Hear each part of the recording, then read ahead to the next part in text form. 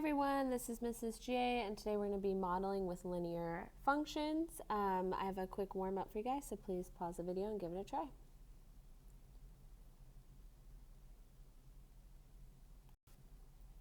All right, go ahead and check your work here.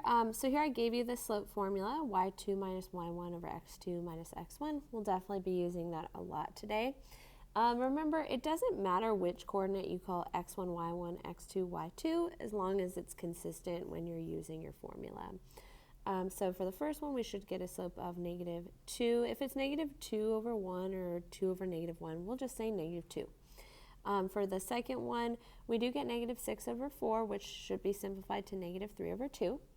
And then for C and D, this is just a reminder, if your numerator is 0, but your denominator is a constant, just meaning a value, 0 over a constant is just 0. And it is very possible to have a slope of 0. That's just a horizontal line. However, if your numerator is a constant, but your denominator is 0, remember we cannot divide by 0. Your denominator can never equal 0. So this is actually an undefined slope. So this would be a case where you would have a vertical line. Vertical lines have undefined slopes. All right, so today we're going to be modeling different scenarios with linear functions, which means we need to know how to write a linear function with different pieces of information. So there's two main formulas we're going to be using today.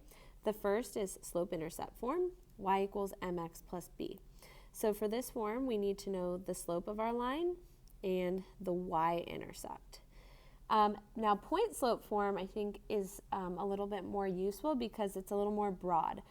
So this one is y minus y1 equals m times x minus x1, where same thing, m is the slope, so we still need to find a way to know the slope of our line. But instead of needing a specific point like the the y-intercept, we here just need any point. So x1, y1 is just any additional point on your graph. So here, notice it is x minus x1 and y minus y1. And then sometimes you can leave your equation in point slope form, but most likely I will ask you to distribute and to have your final answer in slope intercept form. And then here's just a little reminder of our slope formula, which we reviewed in the warm-up. All right, let's give one of these a try together. So here we have a graph below that shows the remaining balance, which is represented by the y-axis. And notice it does say it's in thousands of dollars, so the remaining balance is not $18, it's $18,000, on a car loan after making X monthly payments. So the x-axis is the number of months that they've been paying. So when we're modeling or we're doing word problems, it is super important that we pay close attention to what your input and output represents. So again, X is the number of monthly payments you've made, and Y is the amount you still owe in thousands of dollars.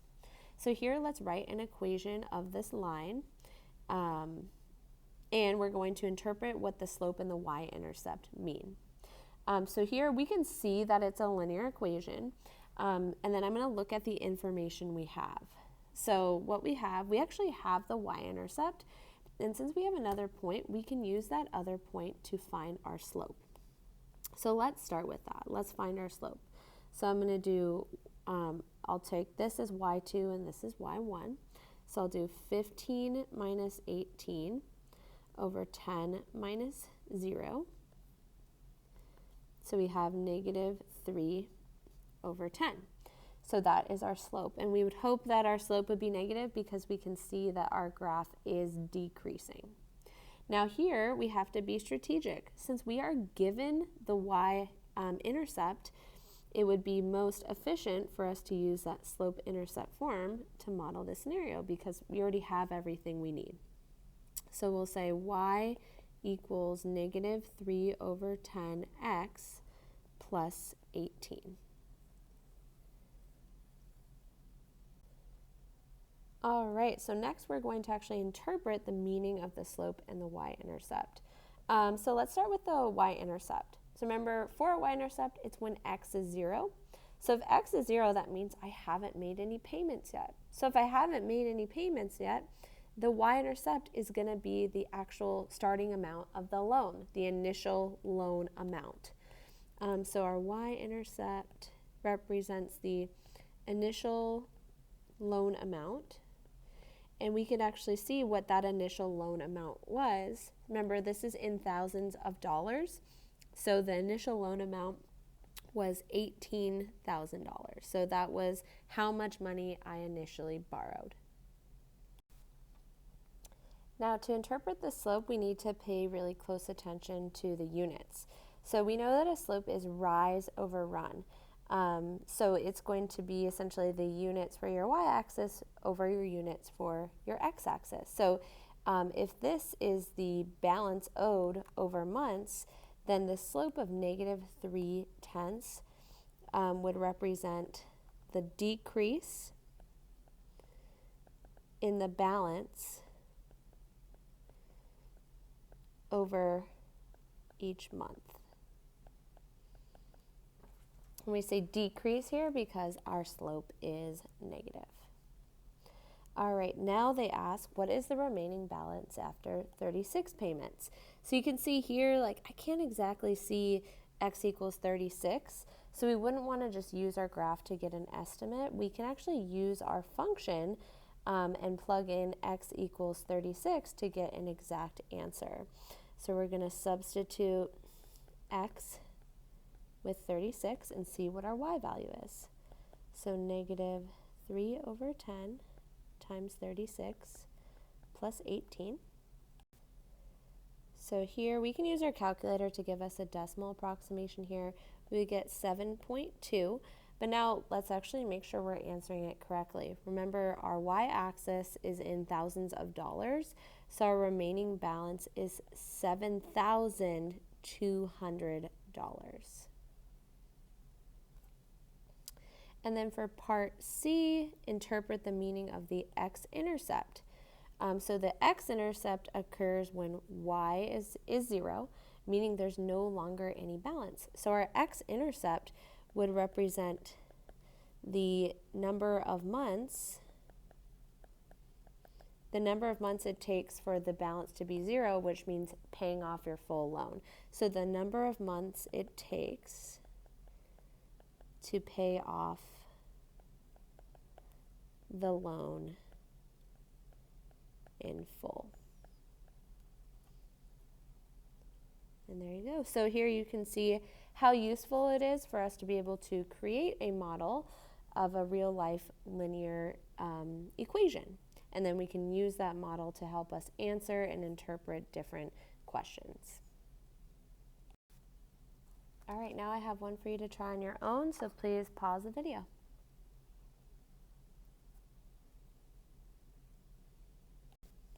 All right, go ahead and check your work here. So here we can use the point 621 and another point that we see, I just use the origin, 0, 0 to help us find the slope. So our slope is 7/2 when you simplify. And since it goes through the origin, our y-intercept is 0. So if you use y equals mx plus b, slope-intercept form, here's the equation of your graph. And our slope in this case, since it's rise over run, that's distance, or the miles it travels over seconds. So it's actually a speed or velocity because it's in miles per second. For part B, they want to know how far the asteroid traveled in 2 minutes. This is why you have to be really careful with the unit you're working in. This x-axis is in seconds. So we don't actually want to plug in x equals 2. We actually want to plug in x equals 120, which is 2 minutes in seconds.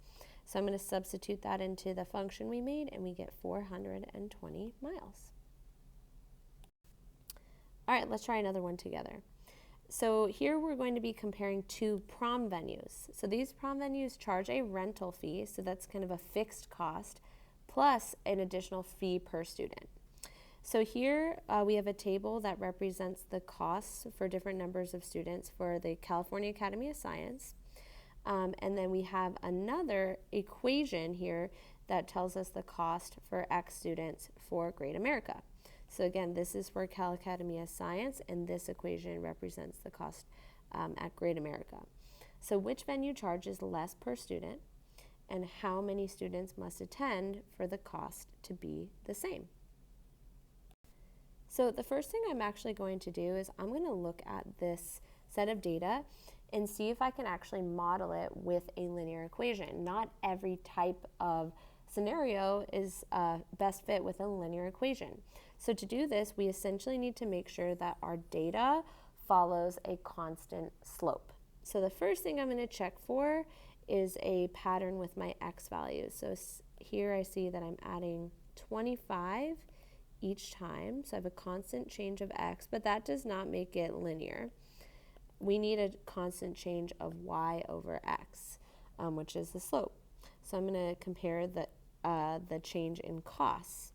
So here I see that we're adding 300, and here we're adding another 300, and here we're adding another 300, and here we're adding another 300. So here you can see that we have what's called a common difference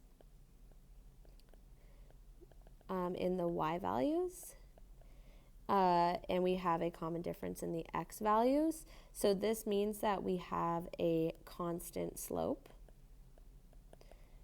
which means that this is a linear function, or we could use a linear function to model the costs here. So first, let's determine what the slope of our line is. Well, we already know the change in y. If we do y2 minus y1 is 300, and we already know the change in x as well. So I can see that my slope is going to be 12. And then here I don't have a y-intercept, but I do have 5 different points that I could use. So I'm just going to use that first point, and then I'm going to use point slope equation to help us model this function. Y minus y1 equals m times x minus x1. So y minus 1500 equals 12 times x minus 100. And then I'm just going to rewrite this in slope-intercept form just so it's consistent with our other equation. So 12x minus 1200, and so y equals 12x plus 300. All right, I'm just going to rewrite that equation back up top. So this is the Cal Academy of Science. So it's y equals 12x plus 300. So that models the cost, which is our y value, given x students. So remember, each of these venues has a rental fee, so a fixed cost that you pay no matter what, plus a price per student. So if x represents the number of students, 12 here, our slope must be the price per student. And then remember, the rental fee is the price that you would pay no matter how many students you have. So we can see that if we had 0 students, we would still pay $300. So $300 is that rental fee. And then if you look at the Great America equation, y equals 10x plus 600, you can see here that the price per student, 10 times x, which is the number of students, price per student, is lower, but the rental fee is higher. So for this one, and maybe if you don't have as many students, the rental fee is lower, but you're paying a little more per student. But maybe you don't have as many students at your school, so it's okay. But this one, the rental fee is significantly higher, but the price per student is lower. So if you have a ton of students at your school, eventually this price equation would make more sense. So when it asks which venue charges less per student, we can see that Great America charges, and we can even be specific here, $2 less per student. But again, just because they charge less per student doesn't mean that the costs, that it's going to always be cheaper because of that higher rental fee. The next thing they ask is how many students must attend for the costs to be the same. So if we want the costs to be the same, we're going to set the y values equal to each other. So if we're setting the y values equal to each other, we're essentially setting the equations equal to each other. So 12x plus 300 equals 10x plus 600. And then from there, if we just solve for x, I'm going to start by subtracting 10x from both sides, so 2x. And in the same step, I'm also going to subtract 300 from both sides, and then we get x equals 150. So when there's 150 students, the costs are the same.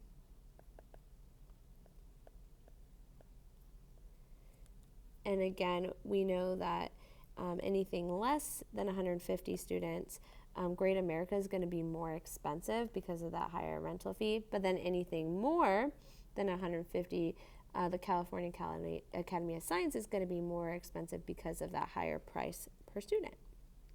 So again, here we did a few different things. We learned how to determine if a set of data is linear by looking for that common difference in the y values and the x values.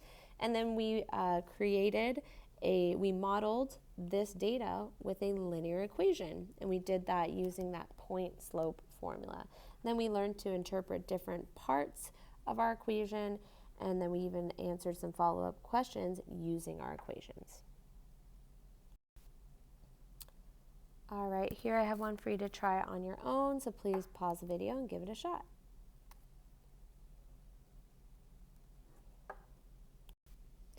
All right, go ahead and check your work here. So first I looked at this data, and I looked for that common difference and that constant slope to make sure it is actually a linear function that we can use. And we do see that common difference here. So I found the slope, so the rise over run, and I used that first point, but you can use any of the points in the table to make your equation. You will end up with the same equation once you rewrite it in slope-intercept form. So here's Village Preschool. So if x represents the number of days that you're choosing to go, 40x must be the price per day, and then 25 is that registration fee. But for Action Day, it's 35 is the price per day, and it's a $100 registration fee. So Action Day charges $5 less per day, and then after 15, if you choose to go for 15 days, the cost would be the same for either preschool. All right, the last thing we're going to talk about today is what's called a line of best fit. So a line of best fit is a line that best models a set of data and lies as close as possible to all the data points. So here we're going to be working with set of points that don't make a perfectly straight line, but when we look at them, it's pretty close. So when we have that, we can actually model it with a linear equation. So when we're doing this, the first thing we need to do is actually make a scatter plot so we can check to make sure that it looks linear. Again, it's not going to be a perfectly straight line, but it should look pretty close. Maybe you have one point that's an outlier, but other than that, they should look relatively like a straight line. Then we're going to draw a straight line that we think is as close to as many of the points as possible. So we're just going to kind of decide and make our best judgment where that line should be.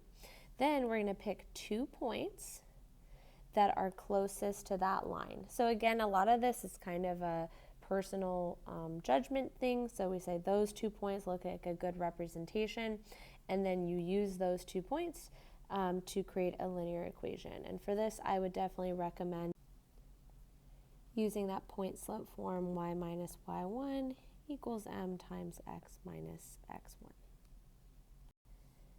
All right, so let's look at this example together. So here the scatter plot is done for us. This is what a scatter plot looks like. You're essentially just plotting coordinates. And although these coordinates don't make a perfectly straight line, it is pretty close. We can see that they are following generally a linear trend. So I'm going to say, okay, I'm going to draw a line that I think is closest to as many of the points as possible. Maybe it looks like this. Okay, and again, maybe your line looks slightly different than mine, and you just kind of try your best for that. And then from here, I'm going to pick 2 points that I think are closest to that line, meaning they're a good representation of our data. We should also pick points where we know the coordinates. All of these we can see the coordinates clearly, but pick points that you know. So I'm going to pick this one right here. It looks like this coordinate is 3, 2.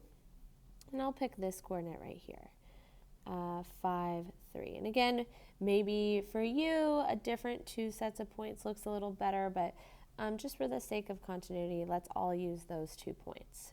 So now that I've determined the 2 points, let's go ahead and find the slope. So I'm going to do y2 minus y1 over x2 minus x1, so 1 over 2. And then from there, I can use either of the points that I've picked to use for my point slope formula. So we have, I'll use 3, 2. Again, either one will give you the same equation when we rewrite it in slope-intercept. So y minus 2 equals 1/2 the slope times x minus 3. And then let's just rewrite this in slope-intercept form. And then here I'm going to add 2 to both sides, but just to make a common denominator, instead of saying plus 2, I'm just going to say plus 4/2. So then we have y equals 1/2 x plus 1/2. And then you can look at your equation and make sure it makes sense for what we would call our line of best fit. It looks like if I continued this line, it would have a y-intercept pretty close to 1/2, so that's good. And it does look like my slope is about 1/2, so I'd say that this looks like a good equation for our set of data. All right, go ahead and give this one a try on your own. And please remember that your answer might look slightly different than mine because we might pick 2 different points. As long as they're close, you are good to go. All right, go ahead and check your work here. So here I did it actually in 2 different ways, just to show you that, you might choose 2 different sets of points, but your equations should be pretty similar. So the first way I did it was I used the points 2, 4, and 5, 1. Those both looked pretty good to me. And I got a slope of -1. And then when I used my point slope and rewrote, I got -x plus 6 as my equation. Now alternatively, maybe you decide to use this one and this one. Here you get a slope of -4/3, which is not that far off -1. And then when you make your equation and rewrite it in slope-intercept form, here you can see that my y-intercept is 19/3, which is actually really close to 6. So even though I used 2 different points, I still got an equation that had a very similar slope and a very similar y-intercept, and both would be completely fine. Again, a lot of this is just personal preference and the points that you think best fit your set of data. All right, that is all for today's video. Thank you so much for watching.